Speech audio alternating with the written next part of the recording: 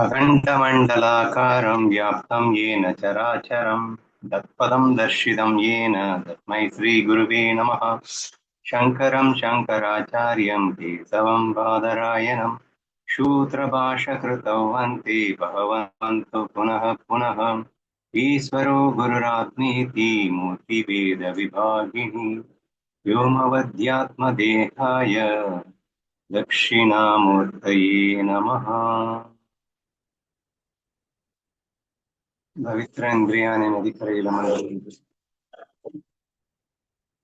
மௌலி ஞானேஸ்வர் மகாராஜின் அருளால் இப்போது ஏக்நாத் மகாராஜ் எழுதிய சிரஞ்சீவி அப்படிங்கிற ஒரு கிரந்தத்தை படித்துக் கொண்டிருக்கிறோம். இது 42 ஓவிகளில் ஒரு மனிதன் ஞானியாக வேண்டும், தான் பிரம்மம் என்று உணர்வதற்கு படிப்படியாக என்ன செய்ய வேண்டும் என்று சொல்லப்பட்டிருக்கிறது. ஸோ அதில் இதுவரை 7 ஸ்லோகங்கள் வரை பார்த்திருக்கின்றோம் என்று நினைக்கின்றேன். ஆமாண்ணா 7 முடிச்சிருக்கோம்.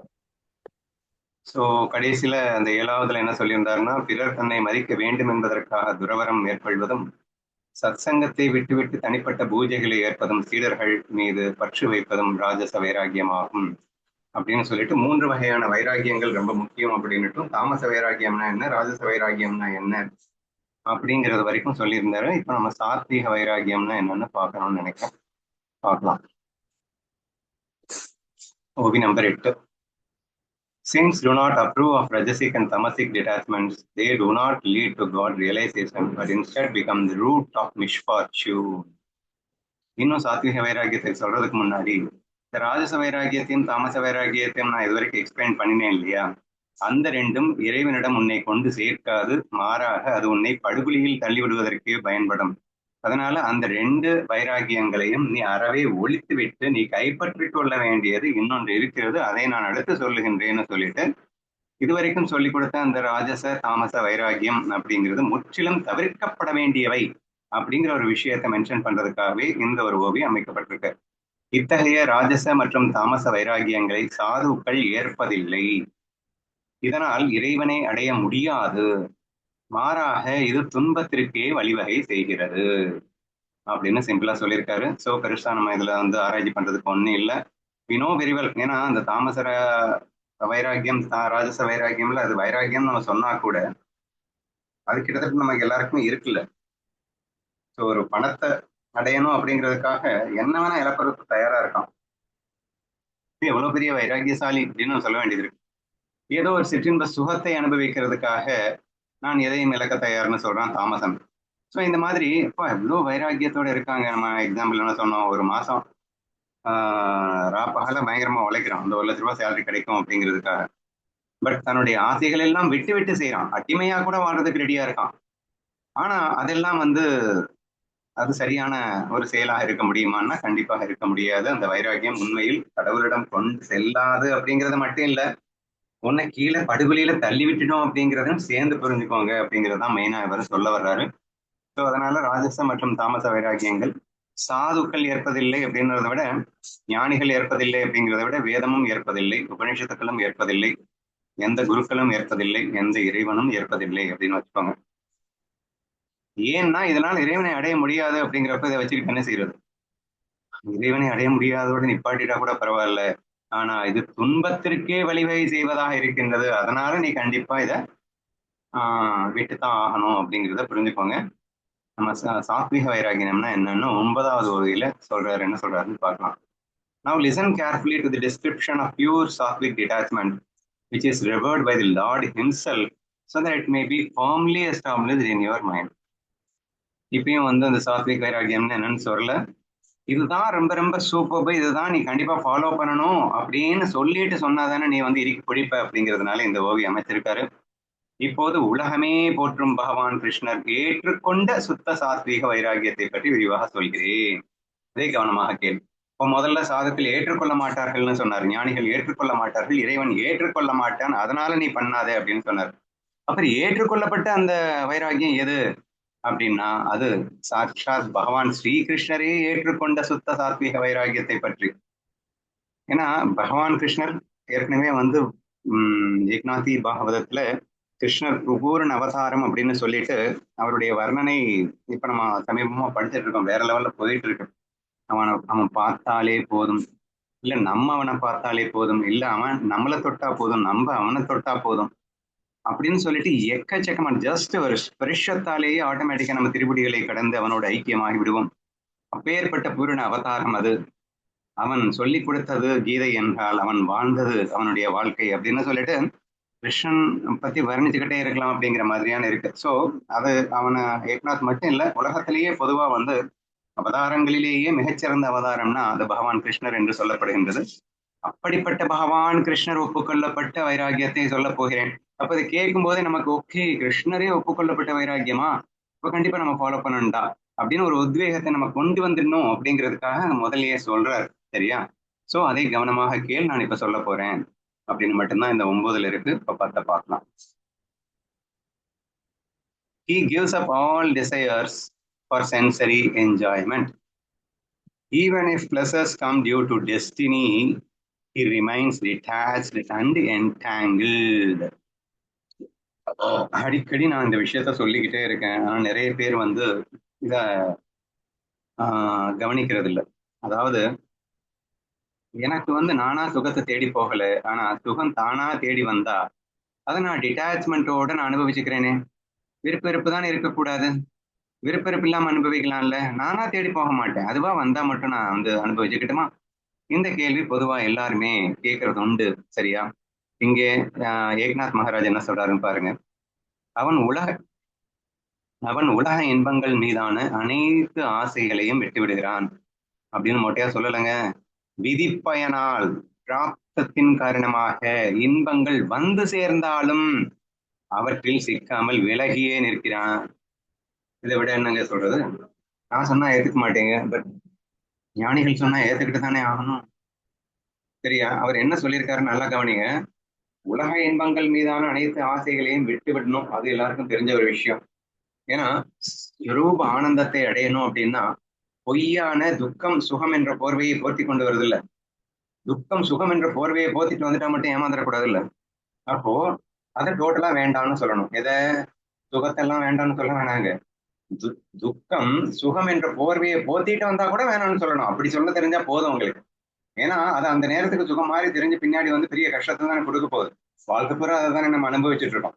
அப்போ ஆசைகளை திறந்து விடு அப்படின்னா இங்கே உலக இன்பங்களை திறந்து விடு அப்படின்னு சொன்னா ஒண்ணுமே நீங்க பெரிய தியாகி மாதிரி நினைச்சிடாதீங்க. தியாகம்னா என்ன தியாகம் தெரியுமா? உங்களுக்கு மிகப்பெரிய ஒரு சுகத்தை கொடுக்கக்கூடிய ஒரு வஸ்துவை நீங்க இன்னொருத்தருக்காக விட்டு கொடுத்தீங்கன்னா அதுக்கு பேர் தான் தியாகம். உங்களுக்கு வேண்டாத வஸ்து இந்த தாமச தியாகம், ராஜச தியாகம்னு சொல்லிட்டு பகவத்கீதையில கண்ணன் எக்ஸ்பிளைன் பண்ணியிருக்கோம்.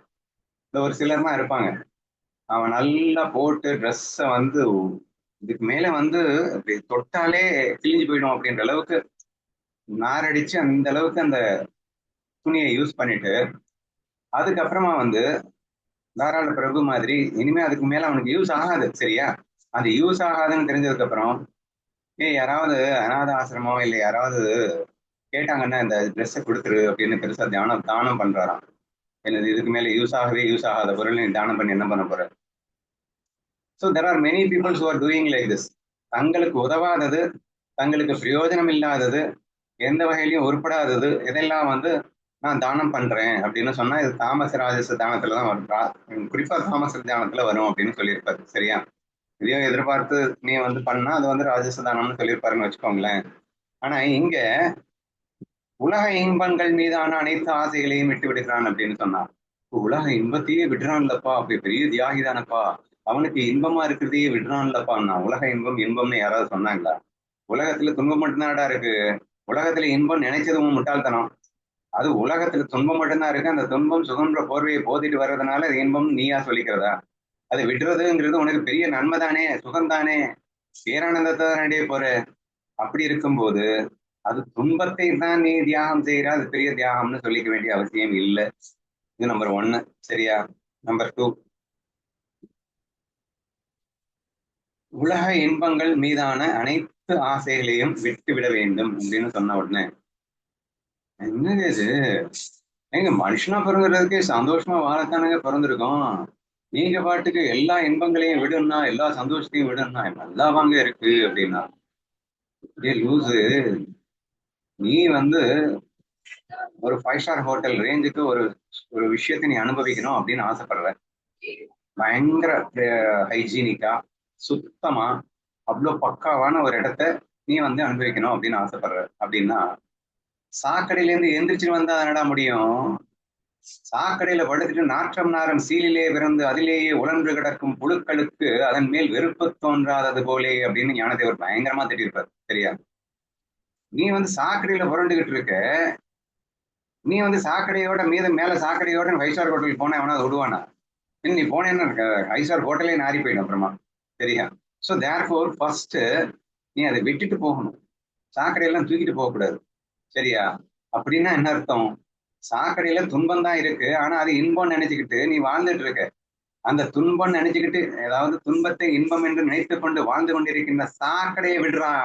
விட்டா தாண்டா நீ வந்து பேரானந்தத்தை அடைய முடியும். நீங்க விட சொல்றது என்னங்க? துக்கப்படுறதுக்காக இன்பத்தை விட சொல்றீங்களே, டே இதை விட்டா தாண்டா பேரின்பம் கிடைக்கும். லூசு பயிலே, நீ சிற்றின்பம் சிற்றின்பம்னு கூட சொல்லக்கூடாதுன்னு அவர் திட்டுவார். விஷயத்துல சுகமே இல்லை, நீ வந்து சுகம்னு சொல்லிக்கிறியா அப்படின்னு எல்லாம் அவர் திட்டிருப்பார். சரியா? ஸோ தேர்ஃபோர் இங்க வந்து நீ இந்த இடத்துல அது இன்பமே இல்லை, துன்பம் தான். ஆனா இந்த துன்பத்தை விட்டாதான் இன்பம் கிடைக்கும். நீ துன்பத்தையே பிடிச்சுக்கிட்டு இருந்தா எப்படி நான் இன்பத்தை கொடுக்கறது அப்படிங்கிறத புரிஞ்சுக்கணும் அப்படின்னு சொல்லிட்டு ஒரு கதை சொல்லுவாங்க. ஒருத்தன் வந்து ஆஹ் ஏன் வந்து சுத்தமா இருக்கணும் அப்படின்னா, ஒரு திருவோடு எடுத்துட்டு ஒருத்தன் போறான். திருவோடுல வந்து கொஞ்சம் மூத்திரமும் கொஞ்சம் மலமும் போட்டுக்கிட்டு பகவதி பிச்சாம் தேகி அப்படின்னு போனா எவனாவது அதை சாப்பாடு போடுவான்னு நினைக்கிறீங்களா? ஒரு 2 சப்பாத்தி எடுத்துட்டு வர்றாங்கன்னு வச்சுக்கோங்க ஆலந்தில. அதை போட போகும்போது அதுல மலமும் மூத்திரமும் இருந்ததுன்னா, ஐயையோ இந்த சப்பாத்தி வீணா போயிடுமே, அவன் கஷ்டப்பட்டு சப்பாத்தி பண்ணியிருக்கான், அது வீணா போயிடுமோ அப்படிங்கிற ஃபீலிங்ல, ஏன்பா இதை வந்து நல்லா சுத்தமா கழுவி கொண்டு வந்தா போடுறேன், இல்லைன்னா போட மாட்டேன்னு சொல்லுவானா இல்லையா? அப்ப சொல்றதுக்கு ரீசன் வந்து அவனை கொடுமைப்படுத்துறான்னு சொல்றீங்க. நீ அந்த இன்பத்தை விட்டுட்டு வந்தாதான் நான் சப்பாத்தி போடுவேங்கிறான். அதை நான் எப்படி விட்டுட்டு வரேன்? லூசு, அது துன்பண்டா, அது கம்புடா, அது அழுக்குடா, அதை கழுவிட்டு வாடா, நான் அப்பதான்டா போட முடியும்னு சொன்னா, ஏங்க உலக இன்பத்தெல்லாம் விட்டுட்டு வர சொன்னா நான் எப்படிங்க வருவேன் அப்படின்னு கேட்டா என்ன செய்யறது? ஏ அது இன்பமே இல்லடா, அது நாற்றம்டா, அதை விட்டா தாண்டா இதை போட முடியும் அப்படின்னு சொல்றது தப்பாங்க. இது ஒரு பெரிய குத்தமா நமக்கு தோணுது, என்ன பண்றது? சரியா? சோ சாத்வீக வைராகியம் ரொம்ப கடினமானதெல்லாம் இல்லை. ஏங்க எல்லா இன்பத்தையும் வந்து விட சொல்றீங்களே, அது இன்பமே இல்லை இல்லை, அதை விட்டா தானே நான் வந்து பெரிய இன்பத்தையே காட்ட முடியும், அதுக்காக தானே விட சொல்றேன். ஏன்னா நீ விடலையா? 1 லட்ச ரூபாய் சேலரி கிடைக்கும்ன்றதுக்காக ஒரு மாசம் நாயா பண்ணியா உழைக்கிறேன் இல்ல, எவ்வளவு வேணா கஷ்டப்பட தயாரா இருக்கு இல்ல, எதுக்குன்னு கேட்டா எனக்கு 1 லட்ச ரூபாய் சேலரி கிடைக்கும் இல்லைன்னு சொல்லிட்டு, அப்போ உனக்கு கிடைக்கும்னா உன்னை விட்டு தொலைய வேண்டியதானே? நான் பேரின்பத்தையே பேரானந்தத்தையே தர்றேன்னு சொல்றேன், விடுறதுக்கு என்னடா வலிக்குது? இன்னமும் இந்த சிற்றின்பத்தை பிடிச்சுக்கிட்டு என்ன விட சொல்றீங்களேங்கிற. ஏன் நீ விடாமல வாழ்ந்துட்டு ராஜச வைராகியத்துக்கு மட்டும் விடுவியான். எனக்கு பணம் வேணும்னா நான் என்ன வேணா பண்ண தயாரு. எனக்கு ஏதாவது ஒரு பொண்ணு வேணும்னா பொண்ணுக்கு பின்னாடி நாயா பண்ணியா வந்து அடிமையா அலைவானுங்க.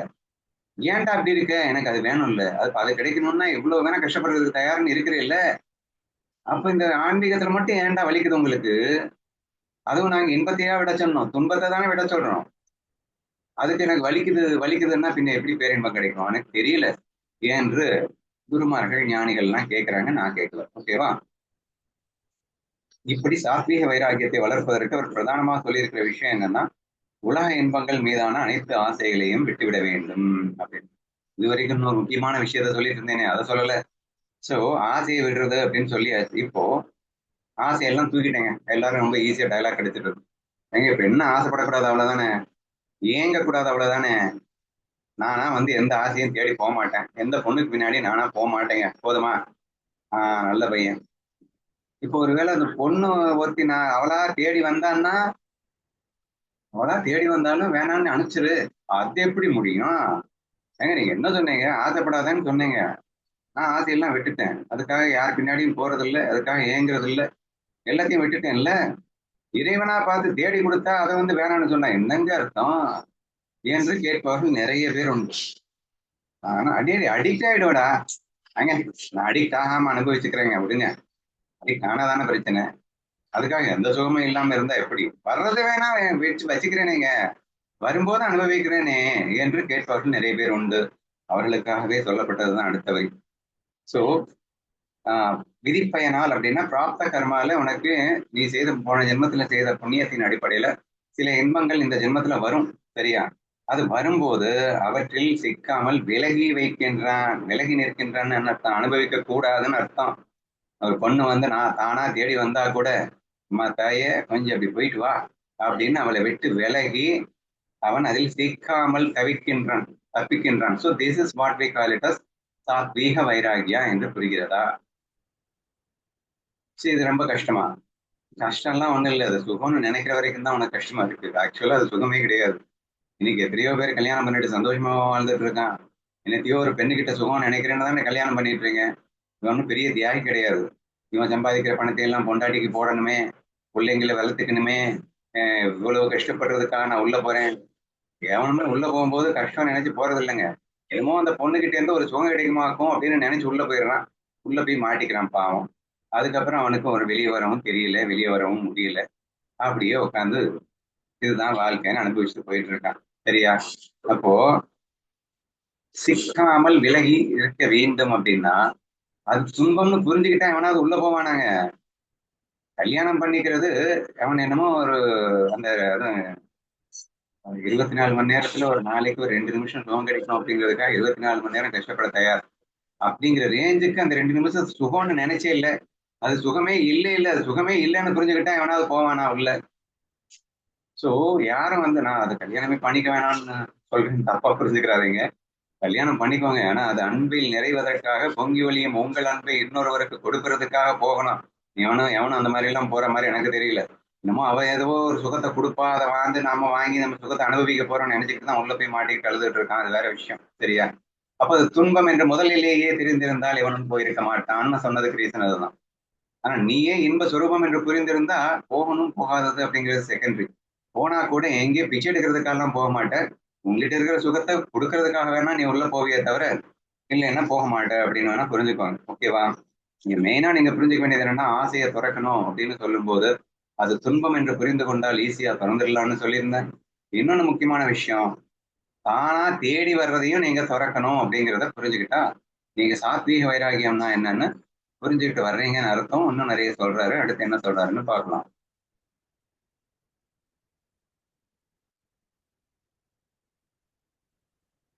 பதினொன்னுல the five sensory objects sound, touch, sight, taste, smell deceive the seeker. Therefore, he does not allow himself to be attached to them. மொட்டையா சொன்னா உங்களுக்கு புரியாது இல்ல. ஆசையை திறந்துரு அப்படின்னா அப்படின்னா அப்படின்னு ஒரு கேள்வியை கேட்பீங்கல்ல. அப்படின்னா வேற ஒண்ணும் இல்லை, நான் விளக்கமா சொல்றேன் அப்படின்னு அவரே விளக்கமா சொல்லியிருக்காரு. என்ன சொல்றாரு? சப்தம், அதாவது காதுகளுக்கு அப்படியே புகழ்பாடும் சில சப்தங்களை கேட்க வேண்டும். நிறைய பேருக்கு அதான் ஆசை. சரியா? கேட்டா ஒப்புக்கவே மாட்டாங்க. நான்லாம் ஒண்ணு யாரும் என்ன புகழணும்னு எதிர்பார்க்கலையே, யாரும் திட்டக்கூடாதுன்னு எதிர்பார்க்கலே இல்லை அப்படின்னா, ஆமா ஆமா, யாரும் திட்டக்கூடாது, இல்லை யாரும் என்ன புகழ வேணாம், திட்டவும் வேணாம். திட்டக்கூடாதுன்னு எப்ப எதிர்பார்க்கறியோ அப்போ ஆட்டோமேட்டிக்கா புகழ்ச்சியில உனக்கு மயக்கம் இருக்குன்னு தானே அர்த்தம். இப்போ புகழ்ச்சியில மயக்கம் இருக்கிறதுனால தானே திட்டும் போது உனக்கு வலிக்குது. அப்ப எத்தனை பேர் வேணா எவனை வேணா திட்டிட்டு போங்கடான்னு எவன் ஒருத்தன் சொல்றானோ அவன் தானே புகழ்ச்சிக்கு மயங்கலன்னு அர்த்தம். அப்புறம் புகழ்ச்சிக்கு எனக்கு தேவையில்லை ஆனா யாரும் திட்டக்கூடாதுன்னு யாரை ஏமாத்த பாக்குற? விடேண்டா என்று நாம் சொல்ல வேண்டியது இருக்கு. சரியா? அப்போ புகழுக்கு ஏக்கம், இங்க ஒலின்னு சொல்றது உங்களுக்கு பிடித்த மாதிரியான சப்தங்களை கேட்பது அப்படின்னு வச்சுக்கணும். அது நல்ல சினிமா பாட்டோ அல்லது எந்த வேணா வச்சுக்கோங்க. பட் உங்கள் செவிக்கு குளிர்ச்சியாக இருக்கக்கூடிய அந்த சப்தங்கள்ல அடிக்ட் ஆயிடுறது அப்படிங்கிறது ஃபர்ஸ்ட் ஒன். நெக்ஸ்ட் ஸ்பரிஷம். ஸ்பரிஷம் அப்படிங்கிறது தொடு உணர்ச்சியினால ஏற்படக்கூடிய சுகம். எனக்கு வந்து 10,000 20,000 ரூபாய் செலவு பண்ணி 2 இன்ச் இல்லை, ஒரு 10 இன்ச் இல்லை, இன்னைக்கு ஒரு அடிக்கு பெட்டு கட்டிலே பெட்டா வச்சிருக்கிற அளவுக்கு எல்லாம் இன்னைக்கு முன்னேறிட்டு இருக்காங்க. ஏன்னா முன்னாடி எல்லாம் கட்டில் ரொம்ப ஹைட்டா இருக்கும். இப்போ பெட்டே 2 அடிக்கு போடுறானுங்களா. அதனால கட்டில ரொம்ப கம்மியா வச்சுட்டு அதுக்கு மேல ஒரு அடிக்கு ஹைட் இருக்கு பெட்டே வந்துடலாம் அப்படின்னு காலம் பாரி போயிட்டு இப்போ மொத்த கட்டிலே ஒரு ஒரு அடி ஹைட்ல தான் இருக்கும். அதுக்கு மேல ஒரு அடி ஹைட்டுக்கு பெட்டை போடுவானுங்க அப்படின்னு வந்தது. இப்ப கடைசியில பார்த்தா 2 அடிக்கு எனக்கு பெட் வேணும் அப்படின்னா கட்டிலே வேணாம், வெறும் பெட்ல படு அப்படின்னு படுக்கிற ரேஞ்சுக்கு காலம் முன்னேறிட்டு இருக்கு. என்னவா? சொகுசா இருக்கணுமா, ஸ்பரிசமா. அவன் வந்து பெட்ல படுத்தான்னா அது எல்லாமே அந்த தோலுக்கு வந்து இதமா இருக்கணுமா, பதமா இருக்கணுமா, ஹார்டாவே இருக்கக்கூடாமா, சாஃப்டா இருக்கணுமா அப்படின்னு நினைச்சுக்கிட்டு நம்ம அந்த சுகத்துல மயங்குறது உண்டு அப்படின்னு வச்சுக்கோங்க.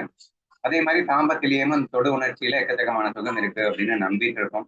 அந்த ஸ்பரிசம் அப்படிங்கிறது அந்த சுகத்துக்கு ஆசைப்படாதேன்னு அர்த்தம். முதல்ல புகழுக்கும் உனக்கு பிடித்தமானியான சப்தங்களை கேட்பதற்கு ஆசைப்படாதே. அடுத்து ஸ்பரிசத்துல ஒரு சுகம் இருக்குன்னு நினைக்கிறீ இல்லையா, அந்த ஸ்பரிசத்துல எந்த விதமான சுகமும் இல்லை, அதனால தப்பா புரிஞ்சுக்கிட்டு ஆசைப்படாதே. நெக்ஸ்ட் கண்கள், ரூபம் சொல்லவே வேணாம். அழகழகா பார்த்துடணும், பார்க்கறது எல்லாமே அழகா இருக்கணும், அழகா இருந்தா மட்டும்தான் நாங்க வந்து ரசிப்போம். சாப்பாட்டுக்கு நாக்குக்கு தானேங்க வேணும். ஆனா இன்னைக்கு எந்த ஒரு 5 ஸ்டார் ஹோட்டலுக்கு போனீங்கன்னா அவன் டிஷ்ஷை கொண்டு வரவன் பாருங்க, அவன் கண்ணில் பார்க்கும் போதே அவனுக்கு பிடிக்கணுமா. அவர் வந்து கண்ணில் பார்க்கும்போது பிடிச்சாதான் அவர் வாயிலேயே வைப்பாராம். அது வாயில எவ்வளவு டேஸ்டா இருந்தாலும் சரி, கண்ணுக்கு பிடிக்கலன்னா நான் சாப்பிட மாட்டேன் என்று சொல்ற கேஸ் எல்லாம் இருக்கு. சரியா? அதனால இந்த கண்ணுக்கும் சேர்த்து டெக்கரேட் பண்ணணும் அப்படிங்கிற மாதிரி இன்னைக்கு வந்து சமையல்காரங்க ஆரம்பிச்சுட்டானுங்க. ஸோ இங்க என்ன மெயினா சொல்லியிருக்குன்னா, கண்களுக்கு அழகழகாக காண வேண்டும் என்ற ஆசை எக்கச்சக்கமா இருக்கு. ஒரு பொண்ணு அழகா பார்த்தான்னா அடிமையாயிடுறான். இல்ல எந்த ஒரு விஷயத்த அழகா பார்த்தாலும் அதை உடனே வாங்கிடணும்னு நினைக்கிறான். இப்படி கண்ணினால் அவன் அடிமை போன்றுகின்றான். அதை அவாய்ட் பண்ணு அப்படிங்கிறாரு. நெக்ஸ்ட் சொல்லவே வேணாம். அவர் பகவத்கீதையில ஸ்பெஷல்லா வேற நாக்கு சொல்லிட்டாரு. மத்த எல்லா புலன்களையும் அடக்கிட்டு நாக்க மட்டும் அடக்காம விட்டேன்னா நாசமா போயிருவடா. ஏன்னா மறுபடியும் இது எல்லா புலன்களையும் வந்து எல்லா புலன் அடக்கத்தையும் வந்து இல்லாம பண்ணிடும். அதனால ரொம்ப டேஞ்சர்ரா நாக்கு அப்படின்னு சொல்லியிருக்காரு. ஸோ நாக்கு எனக்கு ருசி ருசியா சாப்பிடணும் அப்படின்னு சொல்லிட்டு ஆசைப்பட்டுட்டு இருக்கோம். அதுக்கு நீ அடிபணியாதே. அண்ட் ஃபைனலி கந்தம், சுகந்தம், துர்கந்தம். எனக்கு என்னவோ இதுதான் ரொம்ப லீஸ்ட் அடிமை பண்ணக்கூடியது அப்படின்னு நான் நினைச்சிட்டு இருந்தேன். ஆனா பெரிய சர்வே சொல்லுது, இந்த சென்ட் விற்பனைகள்ல கொடிகட்டி பறக்குதான் மேலை நாடுகள்ல, ஈவன் இந்தியாலயும் கூட. கோடிக்கணக்கில் சம்பாதிக்கிறான. என்னதுன்னா வாசனை திரவியத்தை வைத்துக் கொண்டு. அப்படி என்ன, இவங்க வெளியில போகும்போது இவர்கள் அந்த திரவியத்தை, இந்த மருந்து, அது நாத்த மருந்து அப்படின்னு சொல்லுவாங்க. ஆனா இன்னைக்கு அது சென்ட் அப்படின்னு ஆயிடுச்சு. சரியா? அதை போட்டுக்கிட்டு வெளியே போனா எல்லாரும் மயங்கிடுவாங்களாம். இந்த மனசத்துல, இந்த நறுமணத்திலேயே மயங்கிடுவாங்களாம் அப்படின்னு சொல்லிட்டு அது ஒரு பெரிய பிசினஸாவே போயிட்டு இருக்குன்னு வச்சுக்கோங்களேன். அதே மாதிரி சாப்பாட்டுலயும் வந்து நான் சொன்னேன், கண்ணுக்கு மட்டும் இல்ல, நறுமணத்திற்கும் சேர்ந்து வந்து கிக்கு ஏற்பட்டனாதான் இவனுங்க வந்து எவ்வளவு வேணா பணம் கொடுத்து சாப்பிடுவாங்கன்னு சொல்லிட்டு. சாப்பாடு நாக்குச்சு, ஆனா அது வந்து கண்ணுக்கும் அவனுக்கு நல்லா இருக்கணும், அந்த வாசனையும் நல்லா இருக்கணும் அப்படின்னு எல்லாம் வந்து இன்னைக்கு போக்கஸ் பண்ணி எல்லாருமே பண்ணிட்டு இருக்காங்க அப்படின்னு புரிஞ்சுக்கோங்க. ஸோ இப்படி 5 புலன்கள் உங்களுக்கு இருக்கிறது. இந்த 5 புலன் நுகர்ச்சிகளும் சாதகர்களை திசை திருப்பும். இது எல்லாமே என்ன, இறைவனை நோக்கி போக விடாம வேற திசையை நோக்கி டைவர்ட் பண்ணி விட்டுடும். அவன் அவற்றில் அன்பு வைப்பதில்லை. அன்பு வைப்பதில்லைன்னா ஆசை வைப்பதில்லைன்னு வச்சுக்கோங்க. சரியா? ஸோ அட்டாச் ஆகாத, லைக்ஸ் வச்சிடாத அப்படின்னு அர்த்தம். வந்து சொன்ன உடனே ஆசை இல்லாம இரு அப்படின்னா புரியாது. சரியா? அப்போ ஆசைகளின் கோட்டை எங்க இருக்குன்னா புலன்கள் தான். இவங்க 5 பேரை நீ வந்து கண்ட்ரோல் பண்ணிட்டேன்னா தானா மனசு உன் கட்டுப்பாட்டுக்கு வந்துடும். இப்போ வந்து ஒரு மிலிட்ரி இருக்கு அப்படின்னு சொன்னா, மிலிட்ரியில வந்து ஸ்டெப் பை ஸ்டெப்பா அந்த லேடர் இருக்கும். அடுத்தடுத்த இவர்கள் வந்து பெரிய லெப்டினன்ட் கர்னல், அதுக்கப்புறம் அதுக்கு கீழே இவங்க, அதுக்கு கீழே இவங்க, கடைசியில யாருன்னா சிப்பாய்ங்க. இந்த சிப்பாய்ங்க அப்படிங்கிறவன லீஸ்டா எடை போட்டுறானுங்க நிறைய பேர். சரியா? சிப்பாய்ங்க என்ன பண்ணுவாங்க அப்படின்னு, சிப்பாய்ங்களை கண்ட்ரோல் பண்ணிட்டேன்னா நீ டாப் வரைக்கும் ஈஸியா கண்ட்ரோல் பண்ணிடலாம். ஏன்னா இவங்க தான் ரூட், இவங்க தான் பிகினிங். இவனுங்களை பிடிச்சாதான் நீ அவனை கண்ட்ரோல் பண்ண முடியும். நீ இவனுங்களை அசால்ட்டா விட்டுட்டு வேற இன்னொருத்தனை பிடிக்க போனேன்னா முடியாது. அப்போ புலன்கள் தான் முதல் கோட்டையாக நமக்கு அரணாக இருந்து அசுர மனதை வளர்த்து கொண்டிருக்கின்றன. முதல்ல சிதைக்க வேண்டியது இவனுங்களை தான். அப்ப இந்த 5ஐயும் வந்து உன் கண்ட்ரோல்ல வை, அது கண்ட்ரோல்ல நீ போகாத. ஆசை இல்லாம இருன்னு அர்த்தம் என்னன்னா, இந்த 5 புலன் விஷயங்கள் உன்னை அடிமைப்படுத்த கூடாது. இந்த 5 புலன் விஷயங்களுக்கும் அரசனாக நீ வாழ வேண்டும் அப்படின்னு அர்த்தம். சரியா? சோ ஆசை இல்லாம முறைன்னு சொன்ன அதே விஷயத்துக்கு ஒரு டெப்த் எக்ஸ்பிளனேஷன் தான். இந்த 5 புலன்களுக்கு இடம் கொடுத்துறாத, சிக்கிடாத, சின்ன பின்னம் ஆயிடுவ. ஸோ மெயினா சொல்ல வர்றது, ஏன்னா இந்த அளவுக்கு வேடிக்கை பார்க்க எண்ணி கூட உன் புலன்களுக்கு இடம் கொடுக்காதேன்னு ஞானேஸ்வரில் ஞானதேவர் சொல்லியிருக்காரு. வேடிக்கை சும்மா சும்மா வந்து ஒரு ஒரு வாயில போட்டா நாங்க அடிக்காம சும்மா போட்டு பாக்குறேனே, சும்மா தான் பாக்குறேனே, அழகா இருக்கா, ஒரு 2 நிமிஷம் பார்த்தேன்னா நான் இன்னும் அடிமையாக போயிடுவேன். அட சும்மா பாத்துக்கிறேன், சும்மா பாக்குறேன் தானே என்ன வேணும் அடிமையான. நல்லா யோசிச்சு பாருங்க. இன்னைக்கு குடிகாரங்களா மொடா குடிகாரங்களா இருக்கானுங்கல்ல, அவனுங்களை போய் கேளுங்க. இல்ல எங்க ஃப்ரெண்ட்ஸுங்க எல்லாம் சாப்பிட்டுட்டு இருக்காங்க, சும்மா அப்படி சாப்பிட்டு பார்ப்போமே, நம்ம என்ன அடிமையா ஆக போறோம், அது சும்மா 2 பெக்கு தான் போட்டு பார்க்கமே என்று 2 பெக்க போட்டேன், அப்புறம் இன்னைக்கு இந்த நிலைமையில உட்காந்துருக்கேன் அப்படின்னு சொல்றாங்களா இல்லையா? சிகரெட் அடிக்கிறவனையும் போய் கேட்டுப்பாரு, அது சும்மா எல்லா ஃப்ரெண்ட்ஸும் அடிக்கலாங்களே, சும்மா ஒரு ஒரு ஒரு அடி அடிச்சு பார்க்கலாமே நினைச்சேன், இப்ப செயின் ஸ்மோக்கரா மாறிட்டேன் அப்படின்னு தானே டைலாக் அடிக்கிறீங்க. அப்ப நீ வேடிக்கை பார்க்கறதுக்காக தான் உள்ள போன, கடைசியில மாட்டிக்கிட்டு செத்து சுண்ணாம்பாயிட்டு இருக்கிறது யாரு? நீ தானே. So therefore, we should be very, very careful enough not to even give a small indulgence also leads to a big addiction. அதாவது கொஞ்சோண்டு அந்த செல்லம் கொடுத்தா கூட புலன்களுக்கு இந்த மிகப்பெரிய அடிமைத்தனத்தில் தான் போய் முடிகிறது என்றெல்லாம் நல்லா சிந்திச்சு பார்த்து நீ வந்து உஷாரா இருந்து அந்த ஆசை இல்லாம இருக்கணும். நான் போன ஸ்லோகத்துல என்ன சொல்லியிருந்தேன்? லூசு பசங்களா, அது துன்பம்னு புரிஞ்சுக்கிட்டு அந்த பக்கமே போக மாட்டேங்கல்ல, அது நரகம்னு புரிஞ்சுக்கிட்டு அந்த பக்கமே போக மாட்டேங்கல்ல, அது நரகத்தை தானே நாங்க தியாகம் பண்ண சொன்னோம், இந்த சொர்க்கத்தையா தியாகம் பண்ண சொன்னோம் அப்படின்னு கேட்டேன். இப்ப நீங்க எல்லாம் சொல்லலாம், இந்த புலன்கள் எல்லாம் வந்து சொர்க்கம் தானே, நீங்க எது என்ன நரகம்ன்றீங்க? எந்த புலன்டா உனக்கு சொர்க்கத்தை கொடுத்துட்டு? ஏன்னா அது கொடுக்குற மாதிரி கொடுக்குது, அது இல்லாத நேரத்துல என்ன ஆகுற? பைத்தியக்கார மாதிரி அலை வைக்கிறது இல்ல, அலைய வைக்குது இல்ல. ஏதோ ஒண்ணு கண்ணுல காட்டுற, நல்லா இருக்கு நல்லா இருக்குன்னு அடிமையானதுக்கு அப்புறம் அது இல்லைன்னா படாத பாடு படுத்துதா இல்லையா? ஸ்ரீகிருஷ்ணா இந்த பாகவத கதைகள்ல சுண்டு விரலால தூக்குவான மலை பேர் என்ன?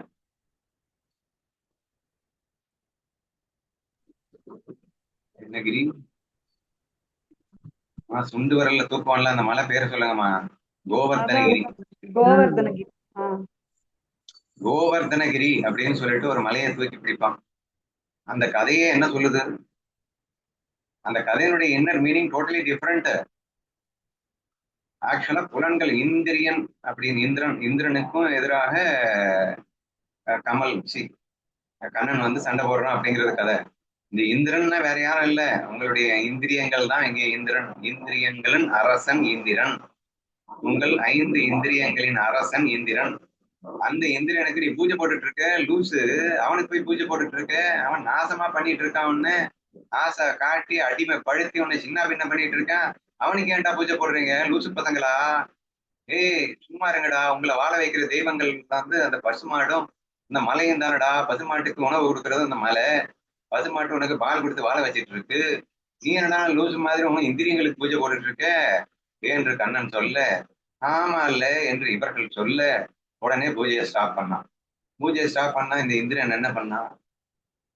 மைட்டி மின்னலு மல்லைன்னு சொல்லிட்டு அந்த வேற லெவல்ல வந்து உழுக்கு எடுக்கிறான். இவனா வந்து உனக்கு நண்பன்?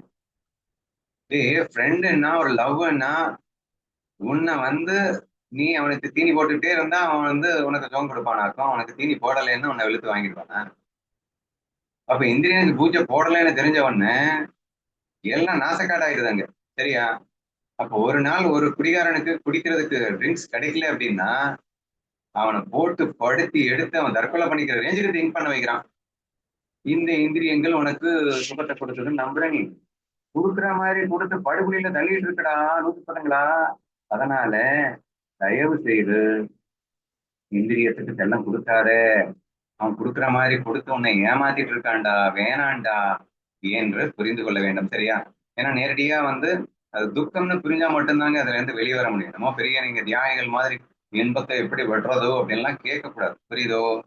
So will go to the next one. நான் ஞானேஸ்வரியில இருந்து இந்த 5 சென்ஸ் ஆர்கனுக்கு இந்த அடிமையானா உயிரையே மாய்க்க நேரிடும் அப்படின்னு சொல்லி எக்ஸாம்பிள்ஸ் இருக்கு. இப்போ கண்ணுக்கு அப்படின்னு பார்க்கும்போது இந்த இந்த விட்டில் பூச்சி இந்த விளக்கொலிக்கு ஒளிக்கு ஆசைப்பட்டு தன்னுடைய உயிரையே மாச்சிடும். அதே மாதிரி இந்த நம்மளுடைய அந்த சீதா மாதா வந்து மாரீச்சன் அப்படிங்கக்கூடிய அந்த மானுக்கு ஆசைப்பட்டு அவ வந்து இந்த ராவணன் கிட்ட மாட்டிப்பா. ஸோ அது மாதிரி அந்த கண்ணுக்கு. இப்போ நாக்குக்கு அப்படின்னு எடுத்துக்கிட்டோம் அப்படின்னா ஞானதேவர் வந்து எக்ஸாம்பிள் சொல்லியிருப்பாரு. இந்த தூண்டில்ல புழுவை போட்டு மீனை பிடிக்கணும்னு நினைச்சு பிடிக்கும்போது அந்த அந்த மீனானது அந்த நாக்கு சுவைக்கான அந்த நாக்கு சுவைக்கு புழுவுக்கு ஆசைப்பட்டு தன்னுடைய உயிரையவே மாச்சிடும். இப்போ சுகர் பேஷண்ட் இருக்காங்க அப்படின்னா அது சுகர் நிறைய சாப்பிட்டா அவ்வளவுதான், உயிருக்கே ஆபத்துன்னு தெரிஞ்சா கூட பரவாயில்லன்னு நினைச்சு அதை சாப்பிட்டு உயிரை மாய்க்கிற மாதிரி. இது மாதிரி மூக்குக்கு அப்படின்னு சொல்லும்போது அந்த ஒரு வண்டு வந்து அந்த பூவோடைய மனத்துக்கு ஆசைப்பட்டு சாயந்தரம் ஆனாலும் கூட அதுலயே தான் இருக்கும். அந்த இதழ்கள் மூடினாலும் கூட தனக்கு வந்து அது என்னது மரத்தையே தொலைக்கக்கூடிய அந்த சக்தி வண்டுக்கு இருந்தாலும் கூட இந்த வாசனைக்கு ஆசைப்பட்டு இதழ்கள் மூடினாலும் கூட அதுலயே இருந்து செத்து போற மாதிரி. ஸோ அந்த அளவுக்கு அடிமை அப்படின்னு இருந்ததுன்னா உயிரே போயிடும் அப்படின்னு. அப்புறம் இன்னொன்னு வந்து தோலுக்குன்னு பார்த்தோம்னா ஒரு கதை இருக்கு. ஒரு பெண் யானைய ஒரு ஆண் யானைய பிடிக்கணும் அப்படின்னா ஒரு பெண் யானைய ஒரு குழிக்குள்ள போட்டுருவாங்க. அது வந்து ஆண் யானை வந்து எட்டி பார்க்கும்போது அதனுடைய அந்த பெண் ஸ்பரிசத்துக்கு ஆசைப்பட்டு அந்த குழியில அதுவும் விழுமா. ஸோ அது மாதிரி காது அப்படின்னு எடுத்துக்கிட்டோம் அப்படின்னா இப்போ சவுண்டு சப்தம் சொல்லியிருந்தீங்க. இப்போ வேடன் வந்து மானை பிடிக்கணும் அப்படின்னா ஏதாவது ஒரு குரலை எழுப்புவான். எழுப்பிட்டு அவளை அதுக்கு அந்த மான் மயங்கிடும், இது வேடன் கிட்ட மாட்டி செத்து போயிடும்.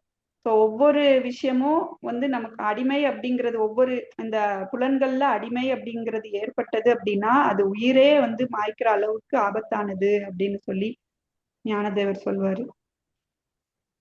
ஓகே, இந்த எக்ஸாம்பிள்லாம் கூட நோட் பண்ணிக்கோங்க. We will go to the 12 now. For one on the path of pure spirituality, public honor and respectful are very, very harmful. They increase worldly selfishness. Listen to this definitive thought. ரொம்ப முக்கியமான தற்பெருமை அப்படிங்கிறது எவ்வளவு பெரிய danger அப்படிங்கிறத கோடிட்டு காட்டுறாரு. புலன்கள் அடிக்காச்சுல, அடுத்து என்ன பண்ணணும்? மனசு அடக்கணும்ல. ஃபர்ஸ்ட் கோட்டை புலன்களை தூக்கியாச்சு, அடுத்த கோட்டை மனசு. தூய ஆன்மீக பாதையில் இருப்பவனுக்கு மக்களின் மதிப்பும் புகழும் ஆபத்தை விளைவிக்கும். அது சுயநலத்தை வளர்க்கும். இதை சரியாக புரிந்து கொள். லுக்கிங் குட் லாக் அப்படின்னு சொல்லுவோம், சரியா? இது காதுக்கு பாதுன்ற புலனுக்கு சேர்த்து சொல்லலாம், பட் மெயினா வந்து அது மனசுக்கு ஒரு பெரிய லாக்காவே இருக்கு. மதிப்பும் மரியாதையும் புகழும் அப்படிங்கிறது ஆபத்தை விளைவிக்கக்கூடியதுன்னு டைரக்டாவே சொல்லிட்டாரு. ஏன் ஆபத்தை விளைவிக்கக்கூடியதுன்னா, சுயநலம் அப்படிங்கிறத விட ஈகோவை இன்க்ரீஸ் பண்ணிடும். வேற என்ன? சுயநலம்னாலே ஈகோ இன்க்ரீஸ் ஆகிறது தானே. அப்போ ஈகோ கண்ணா பின்னான்னு எகரக்கூடிய ஒரு மேஜரான சான்சஸ் வந்து இந்த புகழுக்கு அடிமையாகிறதுல இருக்கு. இதை தயவு செய்து புரிஞ்சுக்கடா அப்படின்னு சொல்லியிருக்காரு. ஸோ இது எந்த அளவுக்கு புரிஞ்சுக்கணும் அப்படிங்கிறத நம்ம அமானித்துவால ஞானதேவர் மாதிரி உலகத்துல எந்த கிரந்தத்திலையும் எழுத முடியாது. உங்களால் தலையில நின்னாலும் புகழுக்கு அடிமையாக முடியாது. நீங்க அமானித்துவத்துல சொன்ன ஞானதேவர் சொன்ன அமானித்துவத்தை ஃபாலோ பண்ணியிருந்தீங்கன்னா அப்படிங்கிறத புரிஞ்சுக்கோங்க. ஏன்னா that is an extreme and அதை விட ஒரு மிஞ்சின எக்ஸ்பிளனேஷன் இருக்கவே முடியாது. அப்படிங்கிறதுனால நான் வந்து புதுசா எக்ஸ்பிளைன் பண்ணிட முடியாது. புகழுக்கு அடிமையாகாதேன்னா என்ன செய்யணும்? இகழுக்கு அடிமையாகுன்னு அர்த்தம். இகழுக்கு ஆசைப்படுன்னு அர்த்தம். இகழ் வராதா வராதான்னு ஏங்குன்னு அர்த்தம். இகழ் வரும்போது பெரிய சந்தோஷப்படுன்னு அர்த்தம். ஆனா புகழ் வரும்போது வருத்தப்படு. புகழுக்கு ஏங்காத. புகழ் வரும்போது நரகத்துல விழுந்தா மாதிரி துக்கப்படு. யாராவது கையெடுத்து கும்பிட்டாலே நரகமே நேரிட்டால் போல் நடுங்குவான் அப்படிங்கிற ரேஞ்சுக்கு சொல்லியிருப்பாரு. அப்ப அந்த அளவுக்கு புகழ் வரும்போது அப்படியே படபடத்து போகணும், துடிதுடிச்சு போகணும். அதாவது மீனை தண்ணியில இருந்து வெளியே எடுத்து போட்டீங்கன்னா அது எப்படி துடிக்கும் பாத்தீங்களா? அந்த மாதிரி எவனாவது புகழ்ந்தா நீ துடிச்சு போயிட்டோமா, அது மட்டும் இல்லாம ஒரு பெருத்த சூழல்ல நீங்க அகப்பட்டீங்கன்னா நீங்க எப்படி கஷ்டப்படுவீங்களோ அப்படி நீங்க கஷ்டப்படணும் அப்படிங்கிறாருங்க. இதை விட ஒரு பெரிய பிராக்டிஸ் என்ன இருக்க முடியும்னு நினைக்கிறேங்க. புகழுக்கு மயங்கி மயங்கி மயங்கி லூசுத்தனமா நமக்காகவே நம்ம வாழ்க்கையை வாழாம ஊருக்காக வாழ்க்கையை வாழ்ந்துகிட்டு இருக்க இந்த நிலையில அந்த லாக் அப்படிங்கிறது எவ்வளவு பெரிய மோசமான லாக்கு அப்படிங்கிறத புரிய வைக்கிறாரு. ஏன்னா உனக்காகவே நீ வாழ மாட்டேல்ல, உன் சந்தோஷம் அப்படிங்கிறது குப்பையில போட்டுருவாரு. எல்லாமே என்ன புகழணும்னா நான் என்ன செய்யணுமோ அதை பண்ணுவேன். அது லூசு பையில உனக்கு என்ன பிடிக்கும்ன்றது யோசிக்க மாட்டியா? இல்ல மத்தவங்க வந்து தப்பு சொன்னா நான் தாங்க மாட்டேன் அப்படிங்கிறதுக்காக உனக்கு பிடிக்காத உனக்கு வராத எல்லா செயல்களையுமே செய்ய ஆரம்பிச்சிடும். இன்ஃபேக்ட் நியாயம் அநியாயம் தர்மம் அதர்மத்தை கூட பாக்குறது இல்ல. எனக்கு புகழ் கிடைக்குமா நானே என்ன வேணா பண்ண தயாரு. நிறைய பேர் இன்னைக்கு வந்து நல்லவங்களா இருப்பதுக்கே என்ன காரணம் தெரியுமா? நல்லவங்களா இருந்தாதான் புகழ் வாங்கன்னு நினைச்சுக்கிட்டு நல்லவங்களா இருக்காங்க. அப்படின்னு புகழ் கிடைக்கிற மாதிரி இல்ல, ஆனா நினைச்சுக்கிட்டு தான் நல்லவங்களாவே இருக்காங்கன்ற நான். சரியா? சோ எனக்கையோ உனக்கு ஆசைப்பட்டு நீ வாழ்வதற்கு அந்த உன்னுடைய சுதந்திரத்தை இழந்து வாழ்கிறாய் அப்படிங்கிறத தயவு செய்து புரிஞ்சுக்கோங்க. புகழுக்கு அடிமையாகும் போது உன்னுடைய வாழ்க்கை உங்ககிட்டயே இருக்காது. நீயே வாழ மாட்ட, அடுத்தவனுக்காக தான் வாழ ஆரம்பிப்ப. அது ஈகோவை வேற லெவல்ல இன்க்ரீஸ் பண்ணி விட்டுடும். அந்த ஈகோங்கிறது என்னது? அதுக்கு பேர் இன்னொரு பேரு சுயநலம் அப்படின்னு பேர். அப்புறம் யாரையாவது லவ் பண்ண முடியுமா? சுயநலத்தோடு இருக்கிறவனால லவ் பண்ணத்தான் முடியுமா? யாரையுமே லவ் பண்ண முடியாது. ஒன்னஸ் ஃபீல்ல இருக்கணும். நீயும் நானும் ஒண்ணுன்னு நினைக்கணும். ஈகோங்கிறது நீ வேற நான் வேற நான் பெருசு நீ சிறுசுன்னு நினைக்க வைக்குதுங்க. அது எப்படிங்க ஒன்னஸ் ஃபீலுக்குள்ள கொண்டு வரும்? ஒன்னஸ் ஃபீல் இல்லைன்னா லவ் எப்படி வரும்? இப்போ லவ் இல்லைன்னா சந்தோஷம் எப்படி வரும்? எனக்கு தெரியல. சரியா? சோ இங்க நீங்க புரிஞ்சுக்க வேண்டியது வந்து தூய ஆன்மீக பாதையில் இருப்பவனுக்கு மக்களின் மதிப்பும் புகழும் ஆபத்துன்னு புரிஞ்சுக்கணும். அது சுயநலத்தை வளர்க்கும். அதை சரியாக புரிந்து கொள். ஈகோவை இன்க்ரீஸ் பண்ணி விட்டுடும். அதனால அமானித்துவம் ஃபாலோ பண்ண உறவு முறையார்களும் இனி மற்றவர்களும் ஒதுக்கி வைத்தல் இவ்விதமான மற்ற மானக்கேடுகள் தனக்கு எப்போதும் கிடைத்துக் கொண்டே இருக்க வேண்டும் என்று ஆசைப்பட வேண்டும். மிக்க பிரியத்துடன் பைத்தியக்கார வேஷம் போன்று தெரிய வேண்டும். தான் இன்னான் என்றே உலகத்தார் அறியக்கூடாது என்று வாழ வேண்டும். பிரகஸ்பதிக்கு சமானனாக சர்வஞனாக இருந்தாலும் நீ பிரியத்துடன் பைத்தியக்கார வேஷம் போன்று தெரிய வேண்டும். இதெல்லாமே நீங்க இந்த புகழ் அப்படிங்கிற போதையிலிருந்து மயங்காம இருக்கிறதுக்காக நம் கண்ணன் நம் ஞானதேவர் கொடுத்த வேற லெவல் டிப்ஸ். ஸோ அது ஒண்ணு இருந்ததுன்னா கண்டிப்பா இதுல இருந்து தப்பிச்சிடலாம் அப்படின்னு சொல்லிட்டு நம்ம அடுத்துட்டு போகலாம்.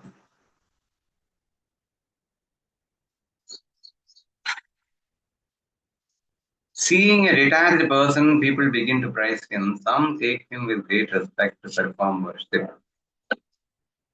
ஒரு துறவியை கண்டதும் மக்கள் அவரை துதிக்க தொடங்குகிறார்கள். சிலர் அவரை பெருமையுடன் அழைத்து சென்று பூஜைகள் செய்கிறார்கள். அதாவது நம்ம எப்படி மயங்குறோம் அப்படிங்கிறத எக்ஸ்பிளைன் பண்றாரு. ஏன்னா அது ரொம்ப டேஞ்சரான லாக் இல்லையா, புகழ் லாக்கு. அந்த புகழ் லாக்ல எப்படி எப்படி எல்லாம் மயங்கி சிக்கி சின்ன பின்னம் ஆகிறோம் அப்படிங்கறத டீட்டெயிலா எக்ஸ்பிளைன் பண்ணணும்னு அவருக்கு தோணிடுச்சு. அதனுடைய விளைவா அவர் என்ன சொல்லியிருக்காருன்னா, நீ வந்து ஓரளவுக்கு ஆசை இல்லாம வாழ ஆரம்பிச்சிட்ட, நீ ஒரு ஞான பாதையில போக ஆரம்பிச்சிட்ட. அப்போ ஞானத்தை தேடி செல்லுகின்ற ஒருவன் அப்படின்னாட்டா அவனுக்கு மரியாதை அதிகமாகிறது மக்கள்கிட்ட. இறைவனுக்கு நிகரானவன் வேற எல்லா வேதமும் வந்து சொல்லிடுச்சா குரு அப்படிங்கிறவங்கள, அப்ப ஆட்டோமேட்டிக்கா ஞான பயணத்தில் இருக்கிறவனுக்கு ஒரு பெரிய மரியாதை கிடைக்கிறது. துறவியை கண்டதும் மக்கள் அவரை துதிக்க தொடங்குகிறார்கள்.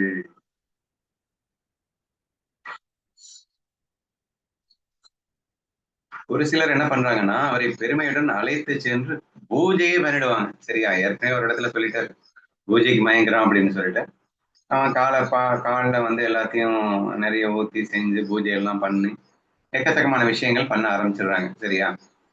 இதுல ஈஸியா மயங்கிடுவடா, பி கேர்ஃபுல்னு சொல்றதுக்காக இது சொல்லப்பட்டிருக்குன்னு அதை புரிஞ்சுக்கோங்க. அடுத்து அவர் என்ன சொல்றாருன்னு பார்ப்போம். 14. நான் இங்க சாங்குதேவ் கூட எக்ஸாம்பிள் எடுத்துக்கலாம்ல. அவரை கூட்டிட்டு வந்து செத்த பிணத்தை எழுப்ப சொல்லி அவருக்கு புகழ் வேற அது அப்படி உயர்த்தி வைக்கும் போது இவங்க பணங்களை சாங்குதேவ் பிணத்தை எழுப்புனதும் வந்து சாங்குதேவ தூக்கி வச்சுக்கிறாங்க. அப்படியே அந்த சாங்குதேவும் என்ன பண்றான், புகழுக்கு அடிக்ட் ஆயிடுறான். இருக்கலாம். புகழுக்கு மயங்குவதனாலேயே நிறைய சன்னியாசிகள் வந்து அடுத்த ஸ்டெப்புக்கு போக முடியாம ஓரளவுக்கு கிராஸ் பண்றாங்க. நல்லா பகவத்கீதை எல்லாம் படிச்சுட்டு நல்லா பண்ணிட்டு இருக்கும்போது இடையில வந்து அவங்களை எல்லாரும் வணங்க ஆரம்பிச்ச உடனே, கும்பிட ஆரம்பிச்ச உடனே அதுல ஒரு ஈகோ தலைக்கு மேல ஏறி டோட்டலா ப்ராசஸ் அங்கேயே ஸ்டாப் பண்ணி அந்த மாதிரி நிறைய பேர் ஆயிருக்காங்க அப்படிங்கறதுதான் உண்மை. அதனாலதான் இங்க கோடிட்டு காட்டுறாரு. சரி, 14 என்ன சொல்றாருன்னா, if his detachment is weak like a soft thorn, he cannot remain firm and gets deluded by extraordinary honor and praise. அப்போ அந்த வைராகியம் அப்படிங்கிறது அவர் சொல்லிட்டாரு, ஆசை இருக்கக்கூடாது அப்படின்னு சொல்லிட்டாரு. புகழ் மேலேயும் ஆசை இருக்கக்கூடாது, புலன்கள் மேல ஆசை இருக்கக்கூடாது, இப்போ ஆசை இல்லாம இருக்கணும் அப்படிங்கிறத சாத்வீக வைராகியம் அப்படின்னு சொல்லியிருந்தார். சரியா? ஆனா வைராகியம் ரொம்ப ஸ்ட்ராங்கா இல்லாம, ஸ்ட்ராங் ஹோல்டா இல்லாம ஏதோ அறகுறையில இருந்திருக்கு அப்படின்னா அதுக்கே வந்து நிறைய புகழ் கிடைச்சிடும். அப்புறம் என்ன, மறுபடியும் பேக் டு பெவிலியன் அப்படிங்கிற மாதிரி மறுபடியும் பழைய கதையில அஞ்ஞானத்திலேயே வாழ வேண்டிதான். அவனது வைராகியம் உறுதி இல்லாமல் மென்மையான முல்லை போல எக்ஸாம்பிள் காட்டியிருக்காரு அந்த இடத்துல இருந்தால் இத்தகைய புகழ்ச்சியை கண்டு அவன் மயங்கி விடுவான். ஸ்ட்ராங்கா இருக்கணும், ஸ்டெடியா இருக்கணும். அது ஏன் முள்ளு எக்ஸாம்பிள் காட்டியிருக்காரு அப்படின்னா, முள்ளு குத்துனா உள்ள இறங்கணும், முள்ளு குத்துனா வளையக்கூடாது. முள்ளு வளைஞ்சு போயிடுச்சுன்னா அப்புறம் உள்ளுக்குள்ள இறங்காது. சரியா? அப்போ ஸ்ட்ராங் அப்படிங்கிறதுக்கு அந்த முள்ளு எக்ஸாம்பிள காட்டியிருக்காரு. ஆனா நீ முள்ளு மாதிரி ஸ்ட்ராங்கா இருந்திருந்தேன்னா எவ்வளவு ஆசைகள் முன்னாடி வந்து ரொம்ப உருவச்சி மேலகால இருந்து எவங்க வந்து முன்னாடி நின்னாலும் நீ அந்த ஸ்ட்ரென்த் அண்ட் ஸ்ட்ராங்கை விட்டு கொடுக்க மாட்ட, வளைய மாட்ட, பள்ளியில் இஷ்டு போயிட மாட்டேன். சரியா? ஆனா ஏதோ ஒரு புகழ் வந்துருச்சு, போதம் வந்துருச்சு அப்படின்ன உடனே பட்டுன்னு உன்னுடைய வைராக்கியத்தை எல்லாம் விட்டுட்டு, வைராக்கியம் வந்து எப்படி இருக்கணும், முள்ளு மாதிரி இருக்கணும். முள்ளு நீங்க குத்துனீங்கன்னா முள்ளு உடையத்தான் செய்யுமே தவிர வளையாது, புல்லுதான் வளையும் இல்லையா? உங்களுடைய வைராக்கியம் எப்படி இருக்காமா, புல்லு மாதிரி முள்ளு மாதிரி இல்லாம புல்லு மாதிரி இருக்கான். வைராங்கியங்கிறது முள்ளு மாதிரி இருக்கணும்டா, குத்துனா உடையணுமே தவிர வளையக்கூடாது, வளைஞ்சா ஒரு பிரயோஜனமும் இல்லை. சோ அந்த மாதிரி நீங்க வைராகியத்தை வச்சிருந்தா என்ன ஆகும் அப்படின்னு சொல்றாரு. சாத்வீக வைராகியம் கண்டிப்பா வச்சிருக்கணும். ஆனா ஒருத்தன்ட்ட சாத்வீக வைராகியம் இருக்கு, ஆனா எப்படி இருக்கு, புல்லு மாதிரி இருக்கு. புல் தடிக்கு பயில்வான்னு சொல்லுவாங்க. ஒரு புல்லு வந்து தடிக்கிருச்சுனாலே கீழே விழுந்துருவானா. ஒரு சின்ன ஆசை முன்னாடி வந்துட்டாலே டொப்புன்னு அதுல விழுந்துடுறது. நீ என்னத்தை நீ வைராகியத்தோட இருந்தேன்னு எனக்கு தெரியல. அப்போ ஆசை இல்லாம வாழணும்னு இருந்துட்டு இருக்கும் போதே ஒரு சிறு ஆசை தன் முன்னால் வந்தால், அதனாலதான் அதுல காட்டியிருக்காரு, நீயா தேடி போகாத வரைக்கும் வந்து புல்லு தானா தேடி வரும்போது புல்லு சாஞ்சிருது. சரியா? அவனா முள்ளு மாதிரி இருக்கிறது அப்படின்னா நீயாவும் போகமாட்ட, தானா தேடி வரும்போதும் அந்த ஆசைகள் எல்லாம் பியர்ஸ் பண்ணி ஒழிப்பியே தவிர நீ வளைஞ்சு கொடுக்க மாட்ட, அந்த ஆசைக்கு இணங்க மாட்ட அப்படிங்கிறதுக்காக இந்த முல்லை எக்ஸாம்பிள் காட்டியிருக்காரு. வளைந்து கொடுக்க மாட்டாய், இணங்கி விட மாட்டாய் அப்படிங்கிற அந்த பாயிண்ட் மட்டும் மெயினா எடுத்துக்கோங்க. ஸோ இந்த 14ல அவர் பர்டிகுலரா சொல்ல வர்றது என்னன்னா, சாத்வீக வைராக்கியம் கல்டிவேட் பண்ணா மட்டும் பார்த்தாது, அதை ரொம்ப ஸ்ட்ராங்கா பண்ணணும், உறுதியா பண்ணணும். அந்த உறுதி இல்லாம போச்சு அப்படின்னா இத்தகைய மகிழ்ச்சியை கண்டு அவன் மயங்கி விடுவான். கண்டிப்பா மறுபடியும் வந்து அடிக்ட் ஆயிடுவேன். அடிக்ட் ஆனா என்ன ஆகும், மறுபடியும் வந்து அஜ்ஞானத்துல விழுந்துட்டு முதல்ல இருந்து வர வேண்டிதான். சோ சாத்வீக வைராகியத்தை பற்றி நாம் இன்று பார்த்தோம். மீதி ஃபர்ஸ்ட் 2 ஏற்கனவே பார்த்துட்டோம். அந்த 2 கண்டிப்பா இருக்கக்கூடாது அப்படிங்கிறதுக்காக இன்னைக்கு ஆரம்பிச்சாரு. அந்த 2 இருக்கக்கூடாது, சாத்வீகம் மட்டும்தான் ஃபாலோ பண்ணணும் அப்படின்னு சொன்னவர். இத சொன்னவன் யார் தெரியுமாடா? பகவான் கிருஷ்ணர்ரா. அவருக்கு பிடிச்சதுடா இந்த சாத்வீக வைராகியம் அப்படின்னு சொல்லிட்டு நமக்கு ஆசையை காட்டி இந்த சாத்வீக வைராகியத்தை நம்ம கல்டிவேட் பண்ணணும் அப்படின்னு கேட்டுக்கிட்டாரு. கேட்டதுக்கு அப்புறமா அடுத்து என்ன சொன்னாரு, டேய் ஆசையை துறக்கணும்டா, சாத்வீக வைராகியம்னா என்னன்னு சொல்லித்தரேன், ஆசை பற்றாதே அப்படின்னு சொன்ன உடனே ஆசைப்படக்கூடாதாக்கும் அப்படின்னு அசால்ட்டா நினைச்சிடுவேங்கன்னு. டேய் ஆசை இல்லாம இருக்கலன்னா என்னன்னு தெரியுமா, புலன்களுக்கு இடம் கொடுக்க கூடாது. வேடிக்கை பார்க்க எண்ணி கூட புலன்களுக்கு இடம் கொடுத்துறாதே, நாசமா போயிடுவேன் என்று சாத்வீக வைராகியத்தை முதல் புலன்களின் வழியாக நீ சென்றடைய வேண்டும்னு சொன்னாரு. இன்னொன்னு லுக்கிங் குட். ஸோ யாராவது புகழ், ஏன்னா கொஞ்சம் நீ வைராக்கியத்தில் இருக்கும்போது அதுவே உனக்கு வந்து நிறைய புகழ்ச்சிக்கு காரணமாயிடுது. அப்போ புகழும் போது அதுல அடிமையாயிடாது. இன்னொன்னு சொன்னாரு, நீயாவும் தேடி போகாத, தானா வர்றதையும் சுவைக்காத. 2 விஷயத்துலயும் எச்சரிக்கையாரு. நீ வைராக்கியத்தோடு இருக்கும்போது நிறைய பேர் உன்னை வந்து இறைவனாவே பார்த்து கும்பிட வந்துருவாங்க. அப்பயும் நீ ஸ்டெடியா இருக்கணும். அப்போ விழுந்துட்டேன்னா உன்னை காப்பாற்றவே முடியாது. அதனால நீ சாத்வீக வைராக்கியத்தோடு இருந்தா மட்டும் பத்தாது, அதுல 100% ஸ்டெடியாகவும் உறுதியாகவும் இருக்கணும். அப்படி இருந்தா மட்டும்தான் தப்பிக்க முடியும் என்று சொல்லி 14 ஓவிகள் இப்போது நாம் நிறைவு செய்திருக்கின்றோம். அடுத்து 15 என்ன சொல்றாருன்னா நாளைக்கு பார்க்கலாம். ஓகேண்ணா.